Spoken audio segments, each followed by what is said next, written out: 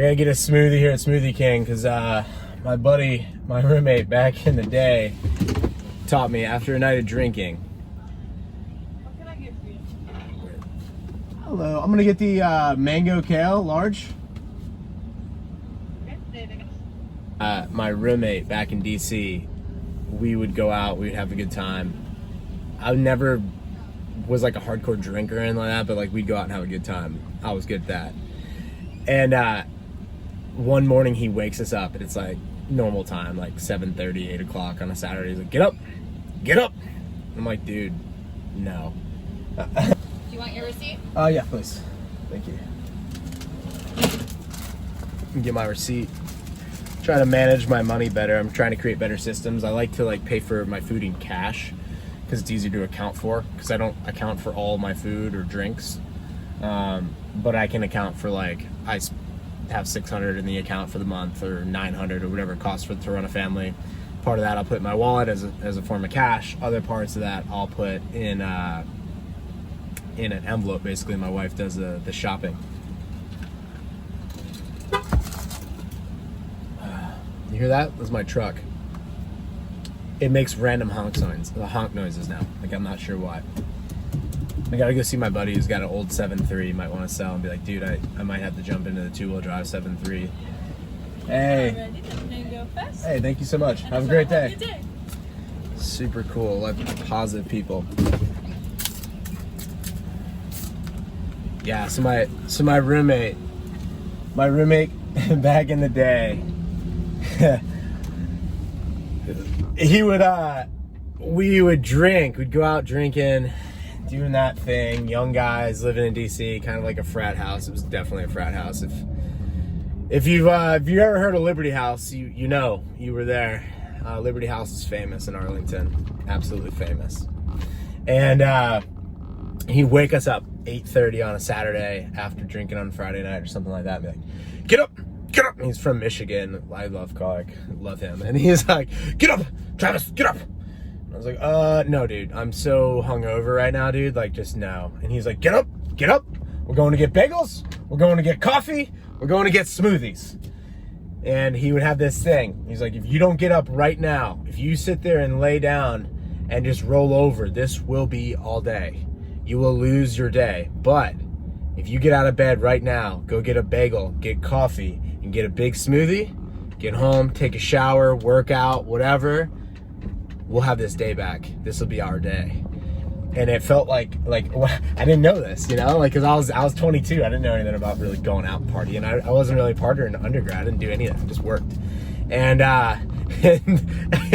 and sure enough, by 11 o'clock, 12 o'clock, you're like, get some lunch in you, and you're like, perfect, man, feeling great. Let's go do something, you know? Let's go have a day. Let's go hiking. Let's go get something done. He was so correct on that. So it's one of my things where, like, if I have my friends over and we're drinking like we were last night, I just repeat that pattern. Although I don't go as hard as I used to back in the day, or I'm not as around people that are just like, here, have this drink. Here, I don't know what's in it, man. It's really good. It's rum and something. You know how it goes. It's not good. Alcohol's dangerous, kids. Be careful.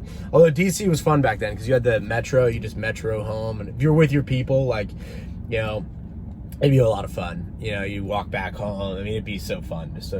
Those days are over. They tell me the city's totally different now. And I'm like, yeah, it's done. It's dead. It's done a good job of, like, really presenting the red pill and the blue pill, except maybe making you aware of, like, there's this red pill concept, there's this blue pill concept, there's these two different ways to look at the world. And the red pill, like, once you start to take it and you dive into, like, how does our financial system work? You know, how does our health system work? What are the incentives? What motivates monkeys on a rock? Their incentives. And what is the study of economics? It's the study of what monkeys on a rock rotating around the sun will do, provided there are scarce resources. You know, and, like, what's scary about the times we live in is the irrationality, because times have been so good and there's so much abundance that we think that we can just turn on a printing press and print stuff. But if you ask a Venezuelan, and my buddy dated one, she was like, you can print as much money as you want, it won't print food. Like, you can't print food. Like, that's, you know, you can't do that. We haven't reached that point yet, but I think we'll have our first scare or two this next year or two as we keep shutting down production, you know, chains and things like that. But once you see the world in this light where you're like, what is really going on? And you start to stack these mental models. One mental model I talk about on this channel a lot is the fourth turning. It's a demographical way to look at the world. Okay, what are the demographics? How do they change? We know with some reasonable certainty what the population numbers should be in 2030. We know how many baby boomers will be of a certain median age. We know how many Gen Zers will be of 18. We know, like, so there are certain things when you look at the world demographically that you can predict. And that could be very much like adding to your red pill, blue pill stack. It's like, do you see the world as you're told and as you were made to believe? Or do you take the red pill and go down the rabbit hole? And when it comes to women and the sexual marketplace, a lot of men in particular are not red pilled.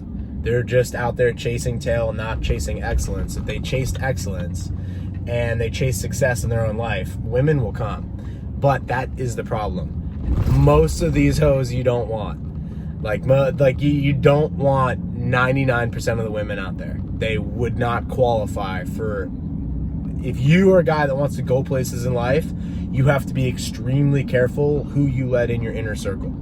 Some random chick on Tinder that you're like her 15th guy like this past 2 years, or you don't want to be touching that, dude. You don't want to have children with that. You don't want to have her move in. You don't want to combine your financial resources with that. You don't want that. And as you pursue forward, your options become greater and greater. Just finally the tractor's fixed. Hey, John.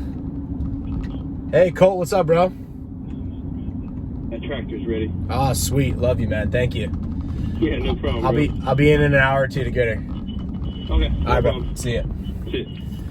It's the advantage of having a good shop is, and also the disadvantage of a warranty. You know, you're told warranties are what's up. Warranties are not what's up. Like, their warranties are not necessarily helpful at all.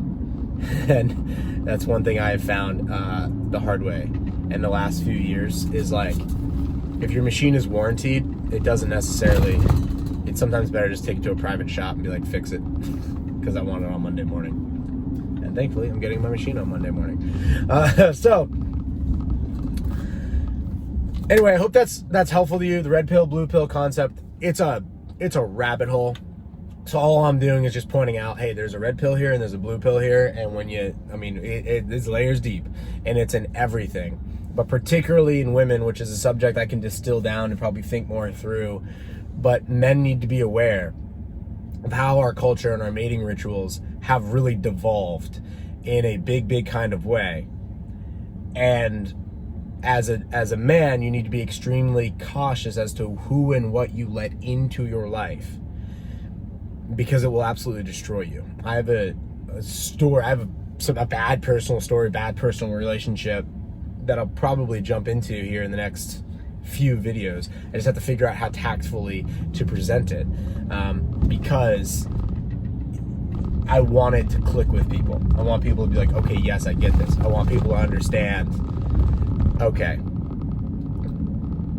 he's not just crapping on this entire concept. There are ways to navigate this, but navigate it you must, because the world is a blue pill world. Being red pilled is extremely dangerous on many aspects, but if you're going to only live once, I don't think there's any other way to do it. Thanks for being here.